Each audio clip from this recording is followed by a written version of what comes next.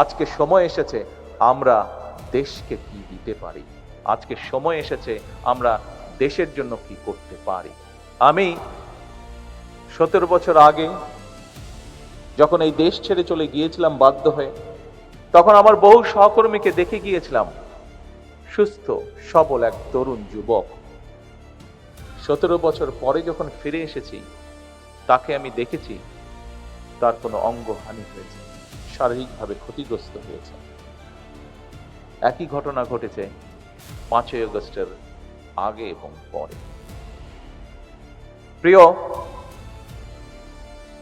সকল উপস্থিতিবৃন্দ, জুলাই শহীদ পরিবারের সদস্যবৃন্দ, জুলাই যোদ্ধাবৃন্দ, স্বৈরাচার বিরোধী আন্দোলনের সকল যোদ্ধাবৃন্দ যারা এখানে উপস্থিত আছেন, দেখুন, আপনি যখন স্বৈরাচারের বিরুদ্ধে জুলাই আন্দোলনের আগে বিগত এক যুগে এবং জুলাই আন্দোলনের সময় মাঠে নেমেছিলেন, আপনার উদ্দেশ্য লক্ষ্য কি ছিল? আপনার উদ্দেশ্য ছিল এই দেশ, এই দেশের জনগণ, এই দেশের মাটি, এই দেশকে এমন একটি দেশে রূপান্তর করা যেখানে মানুষ তার অধিকার, তার যোগ্যতা সবকিছু নিয়ে সম্মানের সঙ্গে বেঁচে থাকবে। এই দেশের মানুষ নিরাপদে চলবে, তার যোগ্যতা অনুযায়ী তার প্রাপ্য সম্মান সে পাবে, তার ন্যায্য অধিকার সে পাবে। এর ভিতরে অনেকগুলো বিষয় আছে। অবশ্যই আপনারা যেই ত্যাগ স্বীকার করেছেন তার মূল্যায়নও দেওয়া এই দেশ এবং এই জাতির অবশ্যই একটি দায়িত্ব, গুরুত্বপূর্ণ বলে আমি বিশ্বাস করি। কিন্তু একই সাথে যে মানুষটিকে, পরিবারের যে সদস্যটিকে আমরা হারিয়েছি, তার লক্ষ্য উদ্দেশ্য কি ছিল? তার লক্ষ্য উদ্দেশ্য ছিল এই দেশের মানুষের ভাগ্যের পরিবর্তন, এই দেশের ভাগ্যের পরিবর্তন। আপনি নিজে যে চোখ হারিয়েছেন বা কোনো অঙ্গহানি হয়েছে, এই দেশকে স্বৈরাচার মুক্ত করতে গিয়ে, এই দেশের মানুষের অধিকারকে প্রতিষ্ঠিত গিয়ে আপনার নিজের লক্ষ্য বা উদ্দেশ্য কি ছিল? আপনার লক্ষ্য উদ্দেশ্য হতে ছিল এই দেশ, এই দেশের মানুষের। তাহলে এখন যখন একটি পরিবর্তন হয়েছে, এখন যখন এই দেশের মানুষ স্বৈরাচার মুক্ত একটি দেশকে প্রতিষ্ঠিত করতে পেরেছে, তাহলে যে জন্য আপনি সেদিন নিজের জীবন বাজি রেখে রাজপথে এসেছিলেন, যে জন্য সেদিন আপনাকে দেখে উদ্বুদ্ধ হয়ে এই দেশের লক্ষ কোটি জনতা দলমত নির্বিশেষে, রাজনৈতিক নিরপেক্ষ জনতা সেদিন যে নেমে এসেছিল, সেই নেমে আসাটাকে কেন আমরা শ্রদ্ধার সঙ্গে গ্রহণ করব না? প্রিয় ভাই বোনেরা, আমি সকল সময় বলে থাকি, 5ই আগস্ট যে অর্জন আমরা করেছি, এই অর্জন কোনো একক ব্যক্তি, কোনো একক রাজনৈতিক দলের অর্জন নয়, বরং এই অর্জন দল মত নির্বিশেষে বাংলাদেশের প্রত্যেকটি গণতন্ত্রকামী, প্রত্যেকটি শান্তিপ্রিয় মানুষের এটি অর্জন। এই অর্জন করতে গিয়ে আপনাদের যারা উপরে বসে আছেন, এপাশে যারা বসে আছেন আমার হাতের ডান দিকে, তারা হয়তো দেখতে পাচ্ছেন, নিচে যারা বসে আছেন তারা প্রত্যেকে যদি আপনাদের ডান দিকে তাকান, দেখবেন একটি ব্যানার আছে, ব্যানারে লেখা আছে জুলাইয়ে শহীদ হওয়া সর্বকনিষ্ঠ ফুলগুলো। জাতিসংঘের হিসাব অনুযায়ী 65 জন শিশু সেদিন শহীদ হয়েছিল। এই বাচ্চাগুলো শহীদ হয়েছিল, তাদের কি কোনো অপরাধ ছিল? তাদের অপরাধ ছিল না। কিন্তু দেশকে স্বৈরাচার মুক্ত করতে গিয়ে যেভাবেই হোক এই শিশুগুলো সেদিন জীবন দিয়েছে। এইরকম এখানে স্বরাষ্ট্রমন্ত্রী উল্লেখ করে গিয়েছেন যে জাতিসংঘের হিসাবে প্রায় 1400 মানুষ সেদিন শহীদ হয়েছিলেন। সেই উত্তাল দিনগুলোতে যতটুকু সম্ভব হয়েছে আমার পক্ষে, আমি যতটুকু বিভিন্নভাবে শত বাধা বিপত্তির মধ্যেও বিভিন্নভাবে খোঁজ করছিলাম আমার নেতাকর্মীদের মাধ্যমে, এই রাকিব সেদিন সেখানে ছিল। সেই মধ্যে আমাদের আবিদ সেখানে ছিল সেদিন, এই পাটোয়ারি সেখানে ছিল সেদিন, আরো অনেকে এখানে উপস্থিত যারা সেদিন, যাদের মাধ্যমে আমি বিভিন্ন ভাবে খোঁজ করছিলাম। আমার হিসাব মতেন, হ্যাঁ অনেকে অনেক হিসাব দিয়েছে, কিন্তু আমার হিসাবের মতে শুধু জুলাই আন্দোলনেই শহীদ হয়েছে অন্তত 2000-এর মতন মানুষ। 30,000-এরও বেশি মানুষ বিভিন্নভাবে সেদিন ক্ষতিগ্রস্ত হয়েছেন শারীরিকভাবে। আজকে সমগ্র বাংলাদেশের মানুষের প্রত্যাশা, যে জন্য এতগুলো মানুষ জীবন দিয়েছে, এই মঞ্চে অন্তত আমি আমার কথা এবং স্বরাষ্ট্রমন্ত্রীর কথা বলতে পারি। মঞ্চের সামনে খোকন বসে আছে, মঞ্চের সামনে রাকিব বসে আছে, পাটোয়ারিকেও মাঝে মাঝে দেখি আমি, সত্তার পাটোয়ারিকে আমি মাঝে মাঝে দেখি শারীরিক যন্ত্রণায় আর্তনাদ করে। আমরা অত্যাচারিত হয়েছি, শারীরিকভাবে অত্যাচারিত হয়েছি। প্রত্যেকটা, যে কটি নাম বলেন, প্রত্যেকটা মানুষ, এখানে আরো শত শত মানুষ আপনারা যারা বসে আছেন এখানে আছেন, বিভিন্নভাবে শারীরিকভাবে নির্যাতিত হয়েছেন। শারীরিক যন্ত্রণার সাথে সাথে শারীরিক নির্যাতনের মাধ্যমে মানসিকভাবে নির্যাতিত হয়েছে।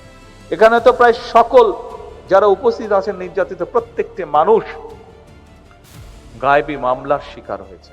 সমগ্র বাংলাদেশে বিএনপির প্রায়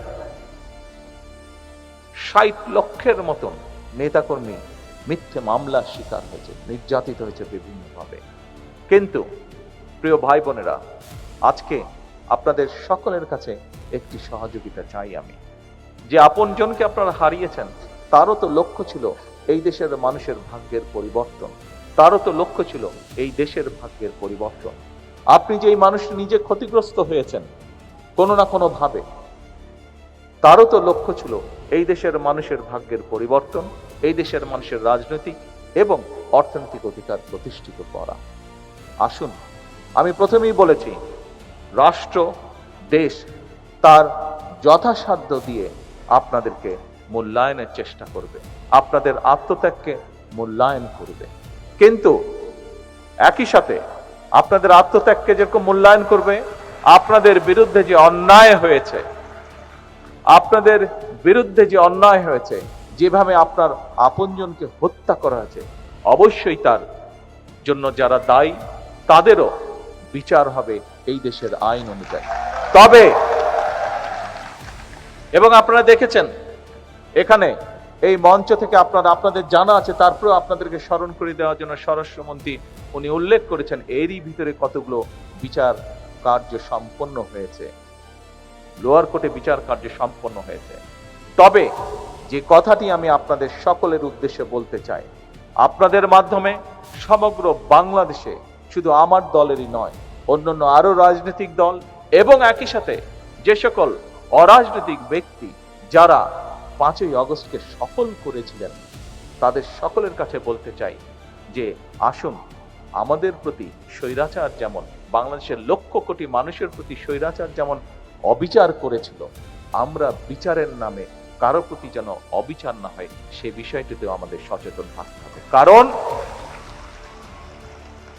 কারণ যে আপনজনকে আপনি হারিয়েছেন, সে যদি দেখতে পারে আজকে যে তার বিচারের, তার প্রতি যে অন্যায় হয়েছে, সেই অন্যায়ের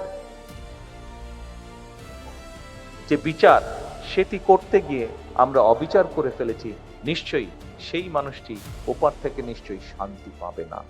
সেই জন্য অবশ্যই আমাদেরকে খেয়াল রাখতে হবে যে আইন অনুযায়ী, আইনে যে সকল নিয়ম করা হচ্ছে সবগুলো বজায় রেখে, দরকার হলে আমরা একটু সময় নেব, কিন্তু যে অন্যায়কারী, যে হত্যাকারী, তার যাতে সঠিক বিচার হয়। সেই জন্য আমি জানি এখানে মা উপস্থিত আছেন, উনি দেখেছেন কিভাবে তার সন্তানকে পুড়িয়ে হত্যা করা হয়েছে। এখানে মা উপস্থিত আছেন, উনি দেখেছেন কিভাবে তার সন্তানকে গুলি করে হত্যা করা হয়েছে। এখানে ভাই উপস্থিত আছে, সে দেখেছে কিভাবে তার ভাইকে গুলি করে হত্যা করা হয়েছে। আপনাদের এই কষ্টের বিপরীতে শুধু একটি কথাই আমি বলতে চাই, দেখুন, আপনাদের যে কষ্ট, সেই কষ্টটি আমিও বুঝি, অনুভব করতে পারি। যে শারীরিকভাবে নির্যাতিত হয়েছেন, যেই নির্যাতনের কষ্ট আপনাদেরকে এখনো স্বৈরাচারের সময় থেকে শুরু করে 5ই আগস্টে, জুলাই আন্দোলনে অনেকেই, বহু হাজারো লক্ষ মানুষ শারীরিক নির্যাতনের শিকার হয়েছেন, সেই নির্যাতনের যে কষ্ট আপনাদেরকে এখনো ভোগ করে বেড়াতে হচ্ছে, সেরকম শারীরিক কষ্ট বলুন, মানসিক কষ্ট বলুন, প্রত্যেকটি কিন্তু আমাকেও ব্যক্তি হিসাবে ভোগ করতে হচ্ছে বা আমাকেও বয়ে বেড়াতে হচ্ছে। কাজেই আপনাদের সেই কষ্ট, সেটি মানসিক হোক, সেটি শারীরিক হোক, আমি কিছুটা হলেও অনুভব করতে সক্ষম। কিন্তু যে কথাটি বলেছি, আসুন আমরা যাদেরকে হারিয়েছি, আপনারা যারা কষ্টে শিকার ভোগ করেছেন, যন্ত্রণা শিকার ভোগ করছেন, প্রত্যেকই আমাদের লক্ষ্য ছিল, প্রত্যেকেরই লক্ষ্য ছিল এই দেশ, এই দেশের মানুষ, এই দেশের মানুষ, এই দেশের মাটি, অর্থাৎ মানুষের ভাগ্যের পরিবর্তন, দেশের ভাগ্যের পরিবর্তন। আজ আমাদের হাতে সেই সুযোগটি এসেছে। আমরা চাই না জাতিকে দ্বিধা বিভক্ত করে সামনে এগিয়ে যেতে, কারণ জাতিকে বিভক্ত করে দেশকে কখনো সামনে নেওয়া যায় না। দেশকে সামনে একমাত্র তখনই নেওয়া সম্ভব যদি আমরা সমগ্র জাতিকে ঐক্যবদ্ধ করতে পারি। কাজেই আজকে আসুন, ত্যাগ সেই করতে পারে যার ত্যাগ করার মতন শক্তি এবং সাহস আছে। বাংলাদেশ জাতীয়তাবাদী দল, শহীদ রাষ্ট্রপতি জিয়ার দল, দেশনেত্রী বেগম খালেদা জিয়ার দল, বাংলাদেশের অস্তিত্বে যারা বিশ্বাস করে, বাংলাদেশের গণতন্ত্রে যারা বিশ্বাস করে, আমি একজন রাজনৈতিক কর্মী হিসাবে বিশ্বাস করি, এইরকম প্রত্যেকটি মানুষের সেই সাহস এবং সেই শক্তি আছে, যার বলে আমরা ক্ষমতা রাখি যে দেশকে ঐক্যবদ্ধ করার, যার বলে আমরা সেই শক্তি রাখি দেশকে ঐক্যবদ্ধ রাখার। আসুন, আমাদের মূল লক্ষ্য, আমাদের মূল উদ্দেশ্য আমি না, আমাদের মূল উদ্দেশ্য হচ্ছে আমরা, আমাদের মূল উদ্দেশ্য হচ্ছে দেশ, আমাদের মূল লক্ষ্য হচ্ছে দেশের জনগণ। অবশ্যই ত্যাগের মূল্যায়ন হবে, কিন্তু তার অর্থ এই নয় যে আরেকজনকে আমরা বঞ্চিত রেখে আমাদেরকে মূল্যায়ন করব, বরং আজকে সময় এসেছে আমরা দেশকে কি দিতে পারি, আজকে সময় এসেছে আমরা দেশের জন্য কি করতে পারি। আমাদের কষ্ট, আমরা যদি, আপনারা যা যেটি দাবি করেছেন, আমরা যদি রাষ্ট্র যদি সকল কিছু আপনাদের পূরণ করে, যাকে আপনি হারিয়েছেন তাকে কি আপনি ফিরে পাবেন? আপনি কি ফিরে পাবেন তাকে, যে আপনজনকে আপনি হারিয়েছেন? ফিরে পাবেন? তো নাটা একটু জোরে বলতে সমস্যা কোথায়? যদি এটি সত্যি হয়ে থাকে তাহলে না বলতে সমস্যা কোথায়? আপনার যে দৃষ্টিশক্তি আপনি হারিয়েছেন, আপনার যে শরীরে আঘাতটি আছে এখনো, আপনার যে শরীরে শারীরিকভাবে যে আঘাতের চিহ্ন রয়ে গেছে বা যন্ত্রণা রয়েছে, সেটি কি সম্পূর্ণ ঠিক হয়ে যাবে? ঠিক হয়ে যাবে না। কিন্তু আমরা যদি দেশকে এগিয়ে নিয়ে যেতে পারি, আপনি গর্ব করে বলতে পারবেন একদিন, আপনার পরবর্তী ভবিষ্যৎ প্রজন্মকে আপনি বলতে পারবেন যে আপনার আপনজনের আত্মত্যাগের বিনিময়, আপনার নিজের ত্যাগের বিনিময় এই দেশের মানুষের ভাগ্যের পরিবর্তন হয়েছে, এই দেশের ভাগ্যের পরিবর্তন হয়েছে। আপনি যার জন্য কষ্ট করেছিলেন, আপনার আপনজন যে জন্য আত্মত্যাগ করেছে, সেটি সফলতার দিকে এগিয়ে যাচ্ছে। এটি আমি মনে করি আমাদের সকলের আজকের প্রত্যাশা হওয়া উচিত ছিল। প্রিয় উপস্থিতিবৃন্দ, আসুন, এখানে উপস্থিত প্রায় প্রত্যেকটি মানুষ একজন রাজনৈতিক কর্মী। অধিকাংশ ক্ষেত্রে এখানে যারা উপস্থিত আছেন, একজন রাজনৈতিক কর্মীর কাছে তার সবচেয়ে বড় লক্ষ্য উদ্দেশ্য হচ্ছে তার দলের আদর্শকে বাস্তবায়ন করা। এবং আমি যতটুকু জানি, আজকে এখানে মোটামুটি ভাবে অধিকাংশ যারা উপস্থিতি আছেন, সেই অধিকাংশ উপস্থিতির অধিকাংশই হচ্ছেন বাংলাদেশ বা বাংলাদেশী জাতীয়তাবাদে বিশ্বাসী, আদর্শে বিশ্বাসী। প্রিয় ভাই বোনেরা, আমাদের মূল লক্ষ্য, আমাদের মূল উদ্দেশ্য হচ্ছে এই দেশ, এই দেশের জনগণ, এই দেশের মাটি। আসুন আমরা চেষ্টা করি যাতে কোনো কিছু আর কোনো শক্তি আমাদেরকে এই লক্ষ্য অর্জন থেকে কোনোভাবেই আমাদেরকে বিচ্যুত করতে না পারে। আজকের এই দিনে জুলাই অভ্যুত্থানে, জুলাই শহীদ, জুলাই যোদ্ধা এবং বিগত স্বৈরাচারের 17 বছরের যত যোদ্ধা আছে, তাদের প্রতি যদি সম্পূর্ণ সম্মান প্রদর্শন করতে হয়, তাহলে সেটি একমাত্র হবে যার জন্য তারা স্যাক্রিফাইস করেছেন, সেই লক্ষ্য এবং উদ্দেশ্যকে বাস্তবায়ন করা। এটিই হোক আজকের এই অনুষ্ঠানের মাধ্যমে আমাদের গৃহীত শপথ, এটিই হোক আজকের এই অনুষ্ঠানের মাধ্যমে আমাদের গৃহীত প্রতিজ্ঞা। সকলকে পরিশেষে আবারও সকলকে ধন্যবাদ এবং জুলাই শহীদ পরিবার সহ জুলাই যোদ্ধাদের প্রতি আন্তরিক কৃতজ্ঞতা প্রকাশ করে আমার বক্তব্য শেষ করছি।